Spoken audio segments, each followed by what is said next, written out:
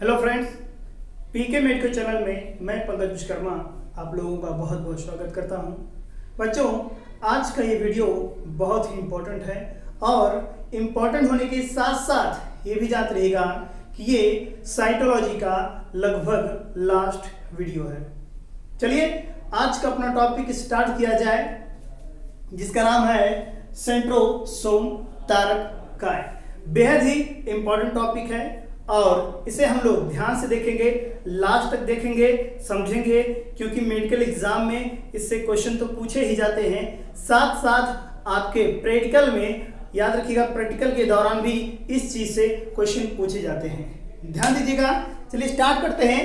तो आपका टॉपिक बना हुआ है तारक काय सेंट्रोसोम होता क्या है। तो पहली बात जान लीजिएगा इसकी खोज को लेकर के।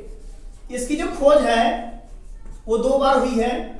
सन 1875 में इसकी खोज फ्लेमिंग ने की है और सन 1876 में इसकी खोज वान बेंडेन ने की है। लेकिन ये बात याद रखिएगा कि इसकी खोज का जो श्रेय है वो वान बेंडेन को ही जाता है। आप इस चीज को याद रखिएगा कि अगर कभी भी पूछा जाए कि सेंट्रोसोम की खोज किसने की थी तो आप हमेशा वान बेंडेन पर ही टिक करेंगे। चलिए आगे देखते हैं। सन 1888 में इस शब्द का प्रयोग, किस शब्द का, सेंट्रोसोम शब्द का प्रयोग किया था टी बावेरी ने। यह भी आप याद रखिएगा कि सेंट्रोसोम शब्द का प्रयोग किसने किया था, टी बावेरी ने। एक बात और याद रखिएगा, ये विशेष प्रकार का कोशिकांग है जो खास तौर पे सिर्फ और सिर्फ जंतु कोशिका में इंपॉर्टेंट है। जंतु कोशिका में ये पाया जाता है, वो भी कहां पर, केंद्रक के पास। केंद्रक के पास बेहद नजदीक ये कोशिकांग पाया जाता है। इसके साथ साथ आप ये भी जानते रहिएगा कि ये पादप कोशिका में नहीं पाया जाता। पादप कोशिका में ये चीजें अनुपस्थित होता है, लेकिन कुछ ऐसी सेल्स हैं, प्लांट सेल्स ऐसी हैं जैसे कि लाल शैवाल, लाल या फिर हरे शैवाल में ये पाया जाता है। शैवाल में ये पाया जाता है। इसको छोड़ करके अगर देखा जाए अन्य प्लांट सेल में ये चीजें अनुपस्थित होती है। अच्छा, अब हम इसके आकार प्रकार के बारे में गौर करते हैं। तो याद रखिएगा लगभग ये 3000 से लेकर के 5000 एंगस्ट्रॉम ये लंबा होता है। इसकी जो लंबाई अगर बात करते हैं तो ये जो स्ट्रक्चर आप देख रहे हैं, इसी स्ट्रक्चर को हम सेंट्रोसोम कहते हैं। इसकी जो लंबाई है, ये भी स्ट्रक्चर आप वही चीज है, यहां से लेकर के यहां तक की जो लंबाई है वो लगभग 3000 से लेकर के 5000 एंगस्ट्रॉम होती है। और इसकी जो चौड़ाई है, व्यास अगर बात करें तो लगभग 1500 से 1800 एंगस्ट्रॉम इसका व्यास होता है, इसकी चौड़ाई होती है। तो ये रही इसके इंफ्रास्ट्रक्चर के बारे में। आगे बात करें तो याद रखिएगा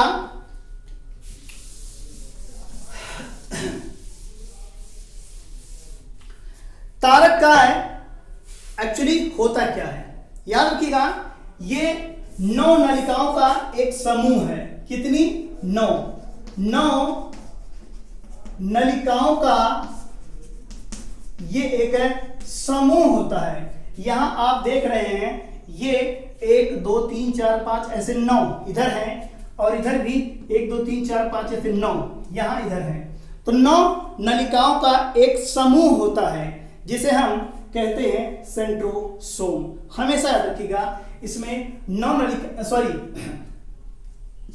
27 नलिकाओं का, जी गलत हो गया, ध्यान दीजिएगा। तो इसमें 27 नलिकाओं का समूह होता है। इंपॉर्टेंट है, ये 27 नलिकाएं 3-3 के ग्रुप में व्यवस्थित होती हैं। इस प्रकार से 9 समूह बनते हैं। ये इंपॉर्टेंट है, याद रखिएगा। 27 नलिकाएं होती हैं टोटल मिलाकर के। एक सेंट्रोसोम में लगभग टोटल मिलाकर 27 नलिकाएं होती हैं जो कि 3-3 के ग्रुप में सेट होती हैं। इस प्रकार से 9 समूह बनते हैं। देख लीजिएगा 1 2 3 4 5 6 7 8 और 9।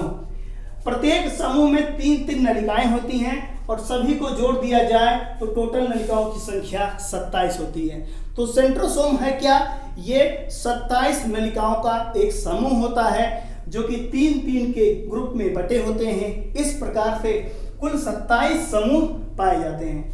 ये सभी समूह सेंटर से दूरी पर साइड में बंधे होते हैं विशेष प्रकार की किरण द्वारा, जिसको कहते हैं एस्टर किरण। याद रखिएगा, सेंटर में जो पार्ट होता है उसे हम केंद्र कहते हैं, हब कहते हैं, नाभि कहते हैं।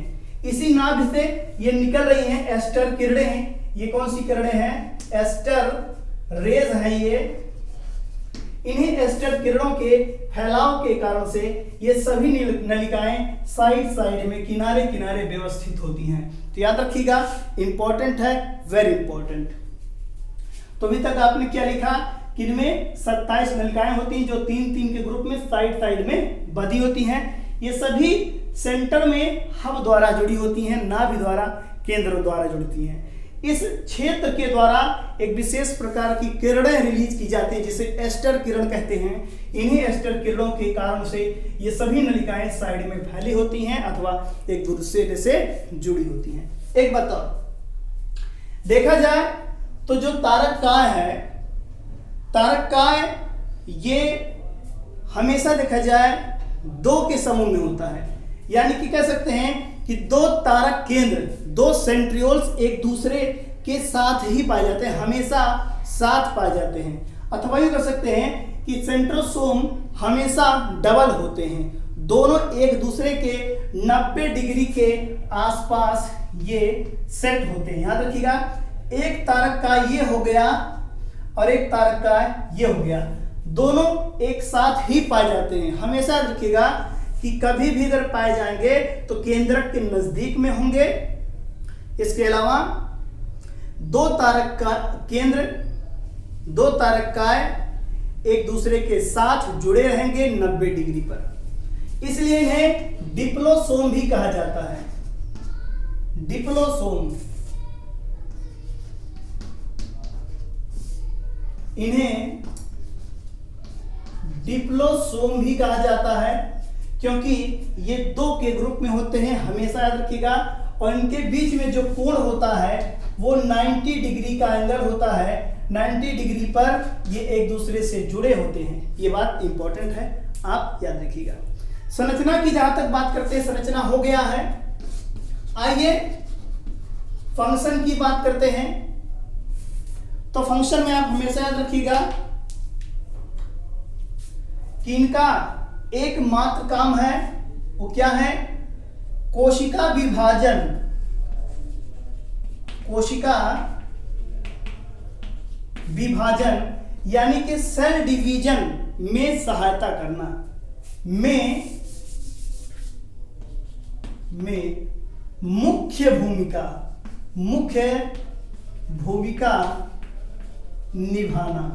याद रखिएगा, यही वो चीजें हैं जो गुणसूत्र को अपनी अपनी तरफ खींचती हैं, तब जाकर के गुणसूत्र अलग होते हैं और सेल 2 भाग में बढ़ जाती है। तो याद रखिएगा, सेल को 2 भाग में बांटने का काम अथवा गुणसूत्र को अलग अलग करने का काम इन्हीं का होता है। अतः हम कह सकते हैं कि कोशिका विभाजन में सबसे मुख्य भूमिका इन्हीं की होती है, सेंट्रोसोम की होती है। तो इतना आप लिखेंगे, तब जाकर के आपको 3 से 5 नंबर मिलेंगे।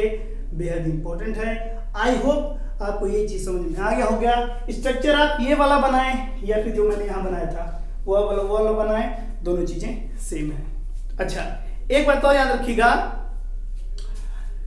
इस सेंट्रोसोम के चारों तरफ एस्टर किरणें इस प्रकार से फैली होती हैं कि एक चुंबकीय क्षेत्र बनता है। याद रखिएगा, इस सेंट्रोसोम के चारों तरफ एस्टर किरणों का एक क्षेत्र बनता है, चुंबकीय क्षेत्र बनता है, जिसे स्फेरोसोम भी कहा जाता है।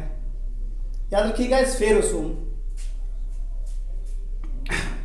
सॉरी सेंट्रोस्फीयर, सेंट्रोस्फीयर, ये जो क्षेत्र बना हुआ है, मैंने क्या बताया फिर से ध्यान सुनिएगा, इस सेंट्रोसोम के चारों तरफ एस्टर किरणों का, ये एस्टर किरणें हैं, इन एस्टर किरणों का एक चुंबकीय क्षेत्र बना होता है जिसे हम सेंट्रोस्फीयर कहते हैं। ये चीज भी आपसे पूछी जाती है, तो इसे भी याद रखिएगा। नेक्स्ट वीडियो के माध्यम से फिर मिलेंगे, तब तक के लिए नमस्कार।